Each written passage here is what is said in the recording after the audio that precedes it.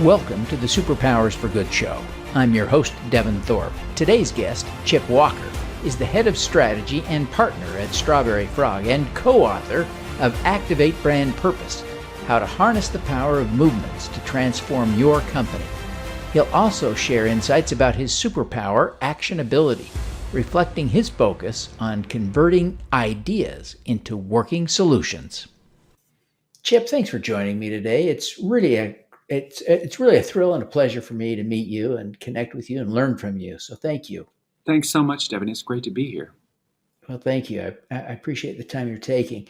I'm intrigued by your book that you wrote to help companies get at the real heart of, combining their social impact objectives with their branding.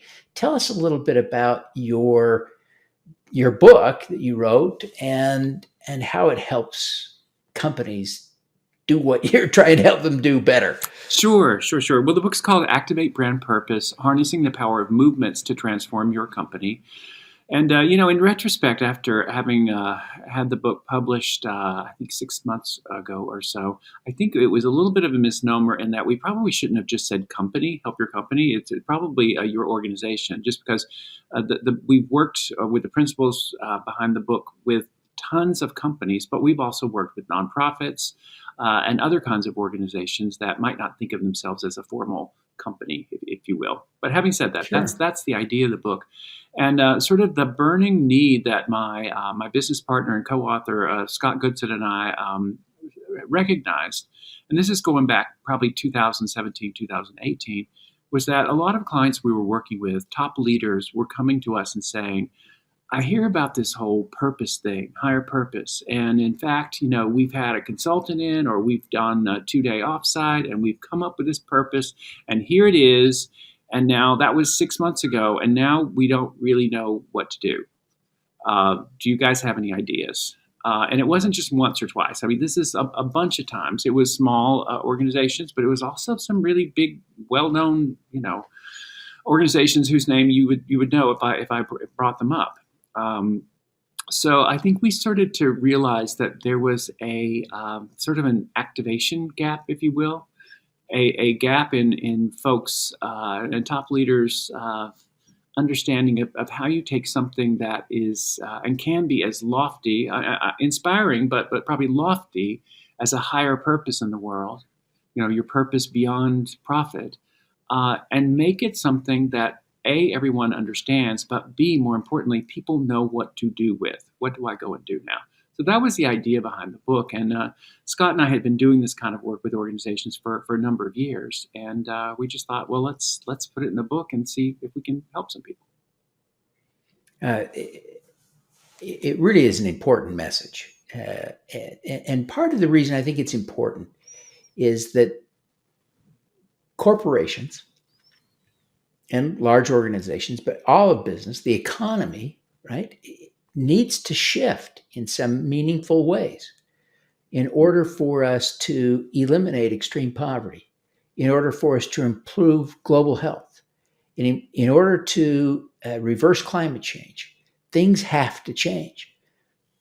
But we exacerbate poverty if we eliminate corporations, right? Because we would eliminate all the jobs. Right. Right. And so we've got to find ways to help corporations, especially because of their tremendous influence in the world, to shift gears a little bit, to move in a more sustainable direction. And being able to, I think you would agree that there is a fear, sometimes well justified, that a sustainability initiative at a corporation could be accused of being some form of greenwashing, right? Mm-hmm. Rather than a legitimate effort at doing it right. Yeah. So, what are some of the things you advise people to do in your book to help them avoid that perception of greenwashing, to be authentic and real, and actually change the world a little bit from inside a corporation? Right. Well, so there's sort of two big topics around purpose that people are interested in. One, I talked about defining purpose. What is our higher mission in the world beyond making money? And then there's the other one, which we really focus more on, which was about what do you do with it? How do you activate it? But I think to avoid greenwashing, you got to go back to your purpose definition as the foundation. I think what you see sometimes happening is when an organization will define its higher purpose, it's very, very lofty. It's all, it's about, transforming society, making the world a better place, eliminating all kinds of higher societal problems. And yet, if you take a hard look at the companies, what they actually do in their business, you have a hard time seeing the intersection between those two things. So I guess Scott and I are both firm believers that a higher purpose for your firm exists between some wrong that needs to be made right in the world and what you actually do. And that is the key, we think, to building an authentic program to activate your purpose and to talk about stuff in a believable way. I think what we see, I give this example sometimes. It's not about sustainability, but it was a brand. It's called, it's from Planters. It's called Nutrition. It was a new brand of I don't know, nuts that they created. The reason I'm bringing it up is that they launched this brand on this kind of social activism platform that was about women's pay equality. Okay, so an important issue, I think everybody, especially women, would say is important. I think most men would too. And they came out with some ads that were all about pay equality. And the way that they made a connection back to their brand was that unequal pay was nuts. So yeah, you can imagine, like they got just decimated by people saying, "What are you doing? You're just trying to get attention to yourself. This doesn't have anything to do with what you do. You think about people's health. How about that? Eating things that are nutritious. Maybe there's something there." So again, just not to beat a dead horse, but I think the foundation of avoiding what they call greenwashing, or they call it purpose washing too, is to make sure your purpose is something you actually can believably be seen as doing. Yeah. Well, I think that's a really powerful example of the problem and also kind of moving in the direction of a solution. So there are a lot of companies that are doing things in the sustainability space with a focus on climate change. Sure. Especially, so many companies use plastic that it becomes a real opportunity for people to differentiate themselves for companies. Mm-hmm. And how would you guide them on marketing and branding around that? What kind of advice do you give? Because there is this huge movement, right, that they want to be a part of from a marketing standpoint, from a branding standpoint.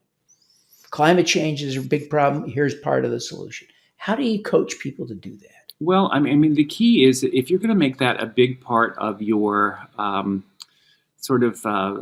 push to represent a higher purpose in the world, a lot of times sort of social activism is an important piece of that. So I'd say two things. One, that can't be the only thing you're doing to live your higher purpose. So I think a lot of times people get off on one issue. Like Nike has been very outspoken on racial equality, for example, and yet it comes to find out data came out that they hadn't paid income taxes in 20 years, and so so I think the same thing applies to issues around climate. You could be crusading for that, but it can't. You got to think about the whole picture. So I think that's sort of no outages in your story is pretty important. I think that's a biggie. I think another one around sustainability in particular is okay. So what are you doing around sustainability? And I think the key thing is that you don't have to be perfect. I think Patagonia is the example everyone sort of pushes out there because they've been very militant about it, but they've also been very transparent about the fact that they have a ways to go. But I think most people applaud them because they say, well, you know what? First of all, they're making a big effort, A, and B, they're being honest with us. I think Unilever is another large corporation that's done an outstanding job. In fact, their whole higher purpose is, I'm paraphrasing, but it's sort of to make sustainability commonplace. And you can see thing after thing that they do with their packaging, the way that they operate their factories, that are trying to reduce emissions, reduce waste. And again, I don't think they're claiming to be perfect, but they're, as a corporation, making a really concerted effort. And I think the other thing that I appreciate about what Unilever's doing is that, Patagonia does take some flack, I think, for maybe being a little chest beating. And I think Unilever is a little bit more, has more humility, I think, about what they do. They may not get quite the headlines, but I think in the long run, it's going to serve them well. I think you hit on something that really is valuable as an insight. And let me see if I'm understanding what you're saying, because if it's as important as I think it is, I want to make sure our listeners, get the point. But I think what you're saying is that there is a right level of voice, of volume to use when you're talking about the good you're doing in the world, so that you maybe are under promising and over delivering, to use a phrase I associate with Wall Street a little bit, but yes. But it seems to me that you've got to leave a little bit of cushion so that you're not exposed as having oversold your goodness. Is that fair? Yes, I think that's a good way to put it. These days, people have so much access to information. There's always a gotcha around every corner. So I think it's more important to show your intent, and B, some progress. And as I said, C, just be transparent about where you're not living up to people's goals. And I think most people will go along with you and give you credit. Oh, that's fantastic. Well, Chip, you've been at this for a while, and Strawberry Frog is very successful in helping a lot of companies. Take a minute, if you will, and just brag about what you see as being the impact of your career, your work at Strawberry Frog, et cetera, to help people actually do more good as a result of your work. Yeah, well, I think my career probably reflects a lot of people of my sort of late Gen X generation, who sort of came of age, in professionally, starting in the 90s, and then going into a couple of bad downturns and recessions. And, it was a much more cutthroat, competitiveness-driven period in the 90s. But I think coming into the 2000s, when I met my business partner, Scott, in about, 2005 maybe, I had started to rethink the motivation for why I was even doing this, and what I thought people really wanted out of brands in particular. And that it seemed, my intuition, that it was something deeper, more values driven, that people were actually looking for in a way that they maybe hadn't been earlier when I'd gotten started and was working on, Scope mouthwash and Crest toothpaste. And I think I may have been a little earlier in landing on that idea, a little early versus, the reality of the marketplace. But I met Scott Goodson, who had founded this firm called Strawberry Frog, and he very much felt the same way. And we sort of developed this idea at Strawberry Frog that, well, I guess it was a question. Could we use the principles behind successful societal movements to actually help organizations, companies, and brands galvanize and motivate people in meaningful ways? And we coined the phrase then. We don't call it that anymore, but then we coined this phrase called movement marketing. And that's what we meant. And it basically was this notion that all movements start with a dissatisfaction. There's some grouse, some disgruntlement that not only, say, an organization has, but its employees, maybe its customers have. that they're dissatisfied about. So with Patagonia, maybe it's really, what's going on with the future of our planet. That usually leads for some desired change you want to see. And, for Patagonia, it's, kind of saving our home planet, I think is what they call it. Most movements have an enemy that they're up against, and then some sort of a stand that they've decided to take in regards to that. And I think one of the reasons that's dovetails so nicely with all the interest in purpose these days is that, people can't join a purpose, but they can join a movement that's inspired by a purpose. So a purpose can make a movement can make a purpose actionable and a lot easier to understand and a lot easier to say, okay, I see where we're all marching towards. I see the change we want to have happen. Yes, I'd like to join in. And so there's some companies that I think we've been, and organizations that we've been successful, I think, in helping do that. I think an early one for us was Smart Car. I don't know, do you know the Smart vehicle? It's the little mini vehicle that's tiny, almost roller skate like. But the folks, it was originally it was the Swatch organization and Mercedes who had developed it, and we began working with them. And it's a much smaller vehicle, and it gets much better gas mileage. And I think it was unclear from the get-go how do you sell this, especially in a country like the U.S. where people at that point were driving giant SUVs. It just seemed to be very off-trend. I think the obvious way to go with that was to say, oh, well, it's more convenient to park in a crowded place, and it'll save you gas money and all that kind of thing. But I think it was very clear to us from the get-go that was the wrong way to go.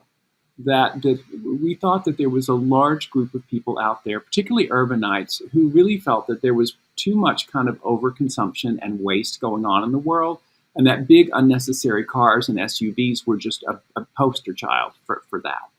And that there was a change that a lot of people wanted to see in cities, which was to kind of try to restore the urban landscape to a more pristine state, away from all of this traffic and everything being places for these giant SUVs. So the enemy that we sort of identified was this notion of stupidly overconsuming, which we called dumb. And the stand we decided to take was smarter, more conscious consuming, particularly for your car, which was something that we ended up calling Smart. So the campaign that we developed for Smart to launch it, and which still I think runs today, is called Against Dumb. And it's all about that whole line of thinking about a smarter way to kind of restore the urban landscape. So that just kind of gives you an example of the way I think we've led a line of thinking for a company that let them rally a tribe of people rather than just try to sell people stuff. So that's an example. And I'm hoping I'm answering your question. Yeah, and I think the by extension, what you're telling us is the very successful launch of that brand, that it became a very sexy car. It worked. Your branding exercise worked, and it got people to drive and covet driving a tiny little car that saves money. And in fact, there's an EV version of that car that zero emissions. And so, yes, you were part of helping to move the world in the direction of fighting climate change, among all the other things you were talking about. So, yeah, I think that's a great example. That's I can, if you'd like, I can talk through more examples of kind of, I feel like that's kind of an obvious and easy one, but we also work in more challenging categories like banking, where I feel like we've been able to help turn banking into something that's a help to folks, as opposed to something that's trying to rip folks off. Yeah. Well, that is important. That is important. Well, I want to just shift gears a little bit, if we can, Chip. I began to really appreciate that to change the world, part of what we have to do is change ourselves. We've got to get better at doing good. Right. And so I like to ask my guests about their distinctive strengths. What do you think of as your superpower? My superpower, gosh, and I've had I've had different takes on it over the years, but I think as I get older, I think and look back on where I think I've been successful, I'd say it maybe the way to talk about it is sort of actionability, sort of especially when there's like a really hard problem.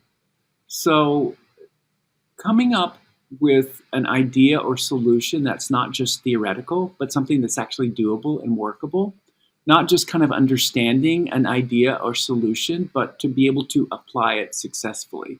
Because, a new idea isn't really worth anything unless it actually works.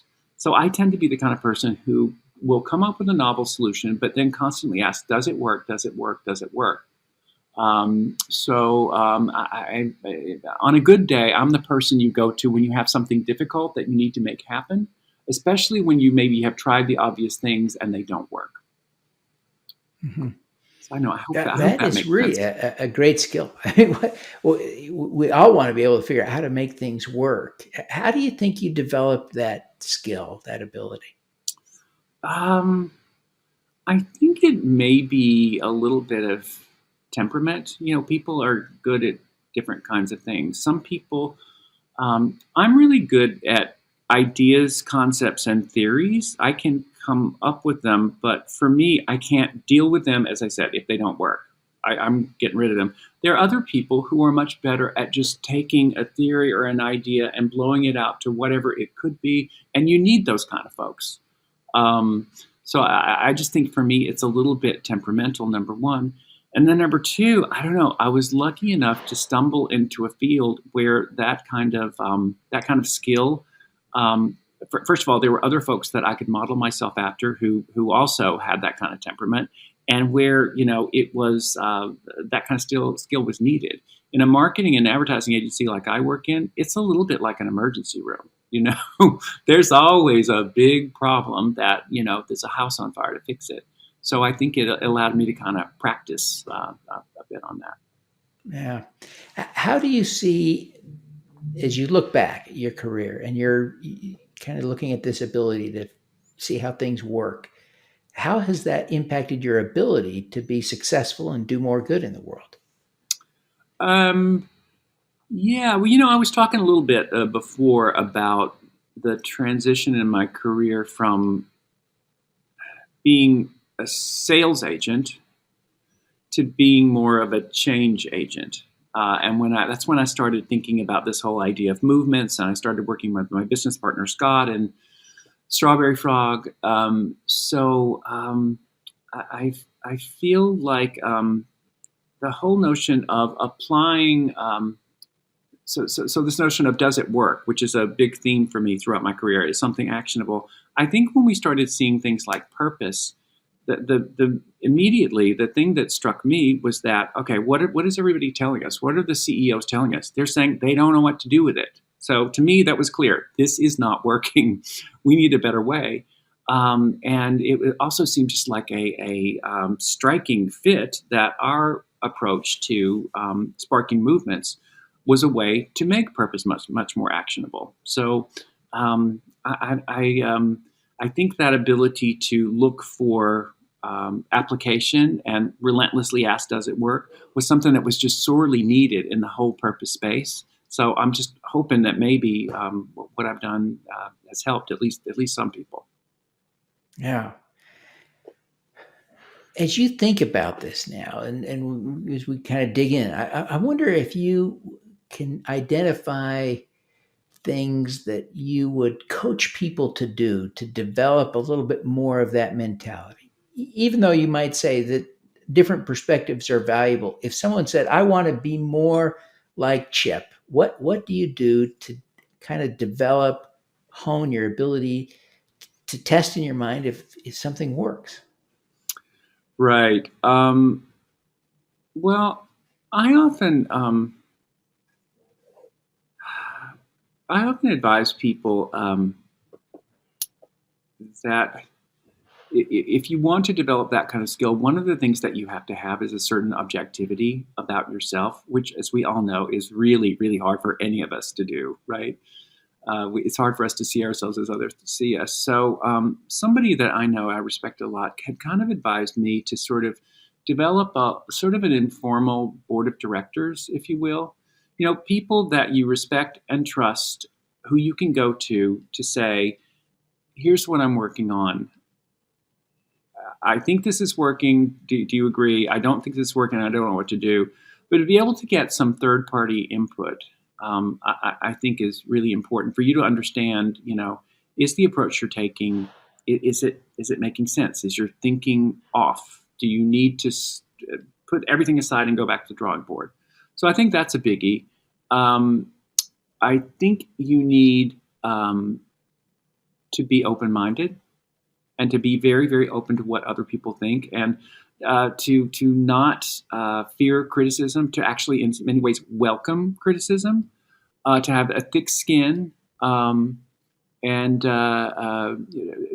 as I said, to view criticism as something that can help you, not something that's going to hurt you. So I think those are two biggies, getting an objective point of view, and kind of being very, very open to getting other input, even if it's negative. Yeah, I think that's a profound thing.